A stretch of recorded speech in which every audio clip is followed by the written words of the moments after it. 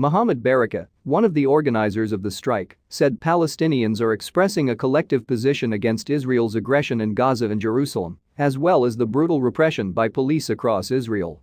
The war has also seen an unusual outbreak of violence in Israel, with groups of Jewish and Palestinian citizens fighting in the streets and torching vehicles and buildings. In both Israel and the West Bank, Palestinian protesters have clashed with Israeli forces. The Israeli military said Tuesday it fired at 65 militant targets, including rocket launchers, a group of fighters and the homes of Hamas commanders that the army said were being used for military purposes. It said more than 60 fighter jets took part in the operation. The military said it also shot down a drone approaching the Israeli border in the northeast, far from the Gaza fighting. It did not say where the unmanned aircraft originated, but it's possible the drone came from Syria. The military said Palestinian militants fired 90 rockets, 20 of which fell short into Gaza. Israel says its missile defenses have intercepted about 90% of the rockets. Israel's strikes have brought down several buildings and caused widespread damage in the narrow coastal territory, which is home to more than 2 million Palestinians and has been under an Israeli-Egyptian blockade since Hamas seized power from rival Palestinian forces in 2007. The attacks have damaged at least 18 hospitals and clinics and entirely destroyed one health facility, the World Health Organization said in a new report. Nearly half of all essential drugs in the territory have run out. It said the bombing of key roads, including those leading to the main Shifa Hospital, has hindered the movement of ambulances and supply vehicles. Over 41,000 displaced Palestinians have sought refuge in UN schools in Gaza, which was already struggling to cope with a coronavirus outbreak. Gaza is also running low on fuel for its electricity supply and water.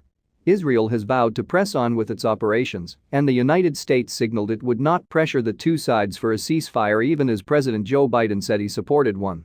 We will continue to operate as long as necessary in order to return calm and security to all Israeli citizens, Prime Minister Benjamin Netanyahu said after meeting with top security officials on Monday. The Biden administration has declined so far to publicly criticize Israel's part in the fighting or send a top-level envoy to the region.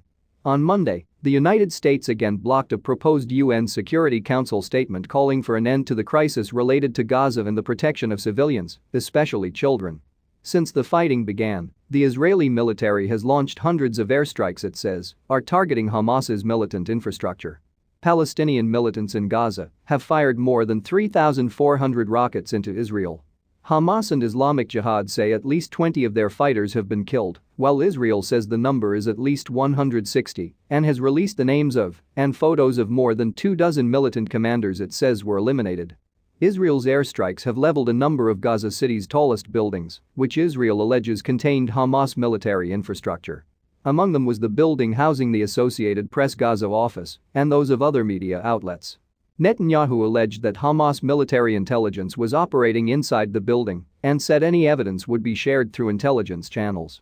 U.S. Secretary of State Antony Blinken said he hasn't yet seen any evidence supporting that. AP President Gary Pruitt reiterated the organization's call for an independent investigation into the attack. As we have said, we have no indication of a Hamas presence in the building, nor were we warned of any such possible presence before the airstrike, he said in a statement. We do not know what the Israeli evidence shows, and we want to know.